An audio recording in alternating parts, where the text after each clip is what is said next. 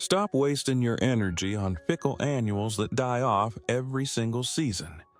This one rhubarb crown contains enough genetic potential to feed your family for the next 30 years with almost zero maintenance.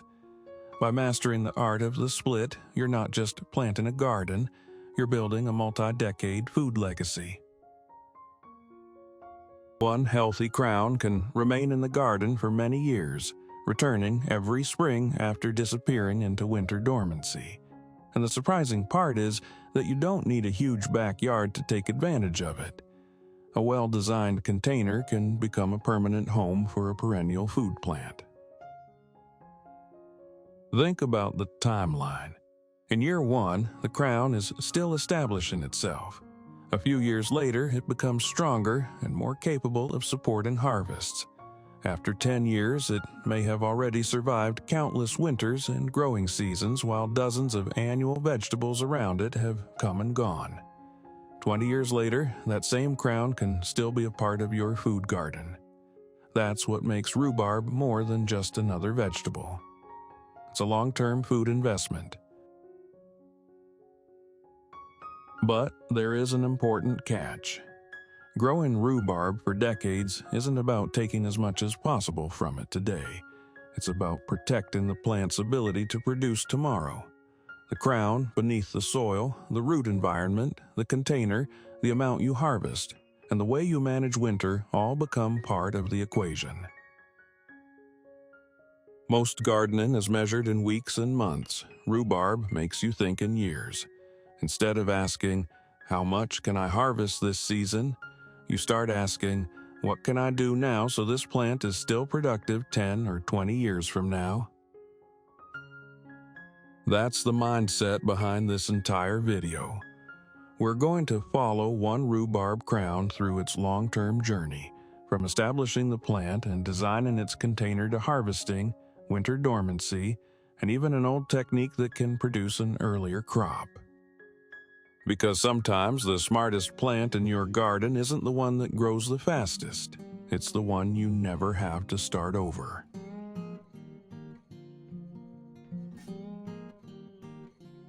Why rhubarb is different. Most vegetables are annuals. They grow from seed, produce a crop, complete their life cycle, and eventually die. The next season, you start the process again. That's why an annual garden constantly demands new seeds, new seedlings, and new planting. Rhubarb follows a completely different strategy. Its real strength is hidden underground inside the crown and root system. During the growing season, its large leaves capture sunlight and turn it into energy. Some of that energy supports the plant's current growth, while reserves are stored below the soil. When winter arrives, the leaves disappear and the plant enters dormancy. From above, the container may look completely empty, but underground, the crown is still there. Then spring returns, and rhubarb doesn't have to start from zero. The established crown can produce new shoots using the resources already stored underground. That's the secret behind its long-term nature. This is why rhubarb rewards a different kind of gardener. Annual crops reward speed. You plant, grow, harvest, and replace. Perennials reward patience. The early years are about establishment, while the real value comes from the seasons that follow. Winter is especially important to understand. When the leaves die back, it doesn't necessarily mean the plant has failed. Dormancy is simply part of its natural cycle. The visible plant disappears, while the crown waits for favorable conditions to return. And that's what makes rhubarb so valuable in a long-term food garden. You're not constantly rebuilding the plant. You're maintaining an established system that knows how to return. But if you want that system to potentially remain productive for decades, there's one obvious question. Where should you put it? Because a plant intended to live for years shouldn't be given a temporary home. And that's where the 30-year container strategy begins. Designing a 30-year container system. If you want one rhubarb crown to remain productive for decades, the container cannot be an afterthought. You're not choosing a pot for one growing season. You're creating a long-term root environment. And for a plant expected to stay in the same space for years, stability matters just as much as sunlight or fertilizer. Start with depth.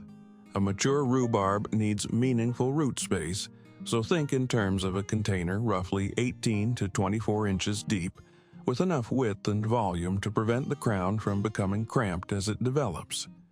A large container also gives the root zone more thermal stability than a tiny pot. That's especially important in urban gardens where containers can heat up dramatically during summer afternoons. But depth alone isn't enough. Drainage is critical. Rhubarb likes consistent moisture, but its roots should never sit in stagnant water for extended periods. A container intended to last for decades needs genuine drainage holes at the bottom, and the growing medium needs enough airspace to allow excess water to escape. During winter dormancy, this becomes even more important because the plant isn't actively using water as quickly as it does during summer. The soil should therefore be built around three things: moisture retention, organic matter, and aeration. A practical long-term mix can combine quality potting soil with mature compost and perlite. Something in the range of 60-70% potting mix, 20-30% mature compost, and 10-20% perlite creates a loose environment that holds moisture without becoming a heavy, airless mass. The exact ratio doesn't need to be perfect. The goal is a root zone that stays fertile but remains open enough for water and oxygen to move through it. This is also where container gardening has an unexpected advantage. Unlike a rhubarb planted permanently in the ground, a container can be moved. If an urban patio becomes dangerously hot, you can reposition the plant. If extreme weather arrives, you have more options for protecting the root zone. That mobility can become part of your resilience strategy. Of course, a container also dries and heats faster than the ground, so mobility doesn't eliminate the problem. It simply gives you another tool for managing it. Then comes the long-term feeding strategy. Instead of treating the plant like an annual crop that needs constant doses of synthetic fertilizer, think about feeding the soil. Each year, add a layer of mature compost around the plant and use straw or another suitable organic mulch over the surface. Keep the mulch away from direct contact with the crown. Over time, this creates a slower nutrient cycle while helping conserve moisture and reduce temperature swings around the roots. That annual mulch layer does more than feed the plant. It protects the system you've spent years building. It reduces evaporation during hot weather, buffers the root zone against temperature extremes, and gradually contributes organic matter as it breaks down. But there is one physical reality even the best container cannot defeat: space. Over a period of 5 to 7 years, a healthy rhubarb crown will expand. Its center will become tough and woody, and it will completely fill the pot. If left alone, it will eventually suffocate itself, producing nothing but pencil-thin, weak stalks. The ultimate secret to keeping a rhubarb alive for 3 decades in a container is an essential maintenance step called crown division. Every half-decade, in early spring, before new growth begins, you must pull the entire root mass out of the container. Use a sharp, clean spade or knife to divide the massive crown into smaller sections, ensuring each piece has at least one strong bud. Discard the old woody center, refresh the container with brand new soil, and replant the strongest division. This process doesn't destroy the plant. it rejuvenates it. It is the biological reset button that makes your 30-year timeline actually possible. And that's the real principle behind a 30-year container. Don't build a system that only keeps the rhubarb alive. Build one that makes it easier for the rhubarb to remain healthy. Because when the plant you're growing today could still be producing 10, 20, or even 30 years from now, the container isn't just a pot anymore. It's infrastructure.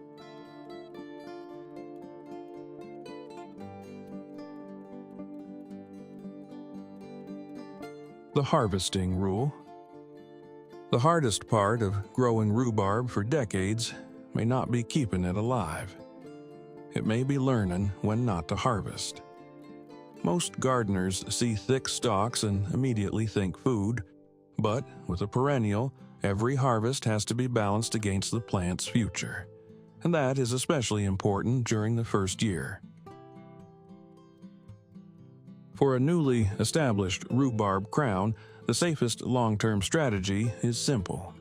Don't harvest in the first year. Let the plant grow.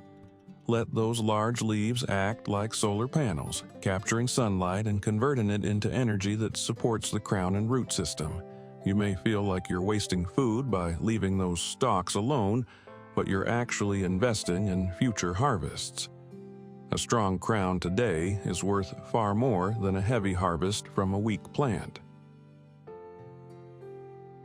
There's also an important safety rule that should never be ignored. Rhubarb leaves are not food. The leaf blades contain significant amounts of oxalates, including oxalic acid, and should not be eaten. The edible part is the stalk, or petiola. So when you're harvesting rhubarb, think red stalks for the kitchen, leaves for the garden system. The leaves can be removed and properly composted rather than being treated as a food crop. Once the plant is mature and ready for harvesting, there's an art to taking the stalks without damaging the crown. Rhubarb stalks are generally harvested by grasping them near the base and pulling or twisting them away from the crown, rather than cutting them flush with the plant. This helps remove the entire stalk and avoids leaving a damaged piece of tissue sitting against the crown, where decaying material can contribute to rot and disease problems. But even with a healthy, mature plant, more harvesting isn't always better. Rhubarb needs its foliage to continue photosynthesizing and rebuilding energy reserves. That's why experienced gardeners don't treat the plant like an unlimited supply of stalks. They take what they need while leaving enough healthy growth behind to keep the plant functioning. Eventually, you also need to know when to stop. As the growing season progresses toward midsummer, it's wise to reduce or stop harvestings and allow the remaining leaves to work. This is when the plant shifts from producing food for you toward preparing itself for the next season. Sunlight becomes stored energy. Stored energy supports the crown, and that crown becomes the foundation for next year's growth. This creates a simple cycle. Harvest, stop, let the leaves recharge, build the crown, return next spring. And that cycle is the real secret behind long-lived rhubarb. You're not trying to extract everything the plant can produce. You're trying to keep the plant productive enough that you can harvest from it again and again.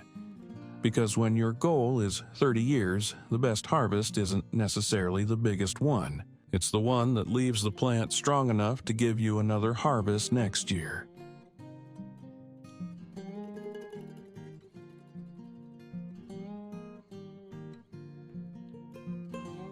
Winter, the ancient art of forcing. Winter's when rhubarb seems to disappear. The giant leaves are gone, the container looks almost empty, and there may be nothing above the soil to suggest that the plant is still alive. But beneath the surface, the crown is resting. And it is doing something biologically crucial. Rhubarb requires a true winter chill to survive. It needs several weeks of temperatures dropping below 40 degrees Fahrenheit, 5 degrees Celsius to reset its internal clock and trigger new spring growth. If you live in a tropical or frost-free climate, this 30-year strategy unfortunately will not work. Rhubarb doesn't just tolerate the freezing cold, it absolutely demands it. But for gardeners in suitable climates who understand this seasonal rhythm, winter isn't just a period of waiting. It's also an opportunity to use one of the oldest tricks associated with rhubarb, forcing. Imagine placing a large rustic terracotta pot or an old galvanized bucket upside down over an established rhubarb crown in late winter or early spring. The goal is to create a dark environment that blocks sunlight. Weeks later, when you lift the cover, you can find something that looks almost completely different from ordinary rhubarb: pale pink, slender stalks stretching upward through the darkness. This technique is called rhubarb forcing, and the principle behind it is surprisingly simple. Without normal exposure to sunlight, the developing stalks become elongated and pale in a process known as etiolation. Instead of producing the thick, strongly colored stalks associated with ordinary growth, the plant pushes its developing stems upward while searching for light. And that changes the harvest. Forced rhubarb is often described as more tender, less fibrous, and milder in flavor, with less of the sharp sourness that can characterize normally grown stalks. It can also be harvested significantly earlier than outdoor rhubarb that is allowed to grow naturally. For a gardener who wants an early spring harvest, that makes forcing an incredibly interesting technique. But there is an important trade-off. If your goal is a rhubarb crown that remains productive for decades, the long-term health of the plant matters more than getting the earliest possible stalks every single spring. After forcing, the plant needs time and light to produce healthy foliage and rebuild its energy reserves. So when winter ends and you see those first shoots beginning to rise, remember that you have a choice. You can simply let nature take its course, or with an established healthy crown, you can occasionally use darkness to bring a small part of the harvest forward. Just don't forget what you're protecting. You're not growing rhubarb for one spring, you're growing it for all the springs that come after it.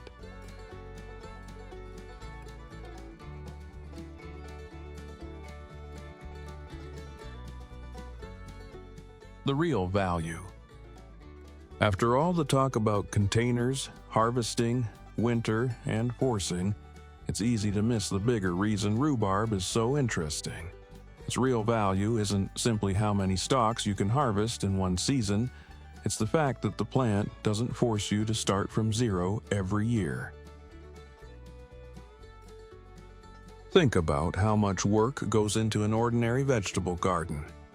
Every spring, you choose seeds, prepare containers, start seedlings, transplant, protect young plants, and wait for the first harvest. Then the season ends, the plants decline, and the process begins again. Do that for 10 or 20 years and you've repeated the same cycle countless times. A perennial changes that equation. Year 1 is about establishment. The plant is young and your priority is building a strong foundation. A few years later, the crown becomes more established and capable of supporting regular harvests.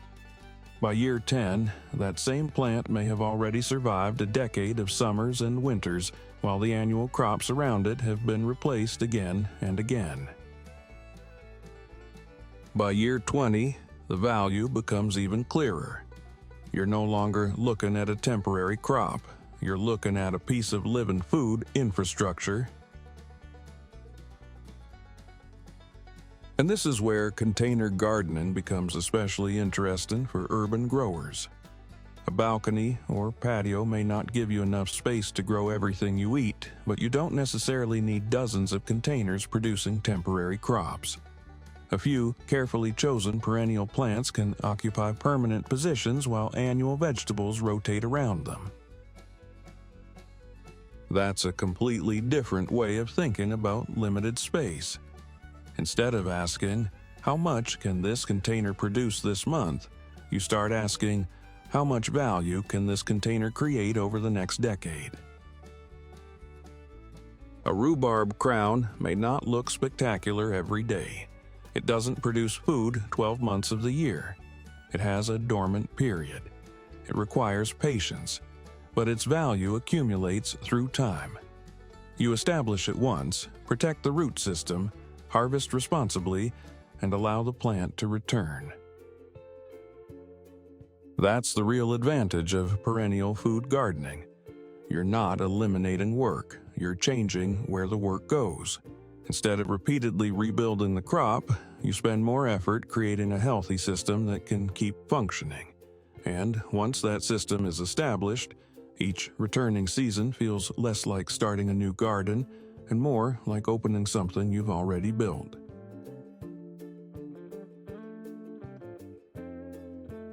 That's why the idea of a 30-year rhubarb plant is so powerful. The plant becomes more than food, it becomes continuity. The tomato you planted 10 years ago is probably gone. The lettuce is gone, the beans are gone, the cucumber vines are gone, but an established rhubarb crown may still be sitting in its container, waiting for spring. And that is the real return on your investment. You're not measuring the plant by one harvest. You're measuring it by how many times you don't have to start over. For a small space gardener, that may be one of the most valuable forms of productivity a container can provide.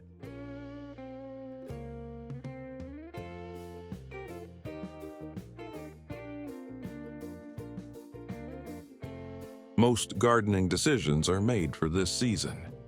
We plant, harvest, clear the container, and start again. Rhubarb asks us to think differently. Imagine planting one crown today. Year 1, you let it establish. Year 5, it becomes stronger. Year 10, it's still returning every spring. And years later, while the tomatoes, lettuce, and beans you once planted are long gone, that same rhubarb crown may still be there. That's the real value of a perennial. You're not measuring it by one harvest.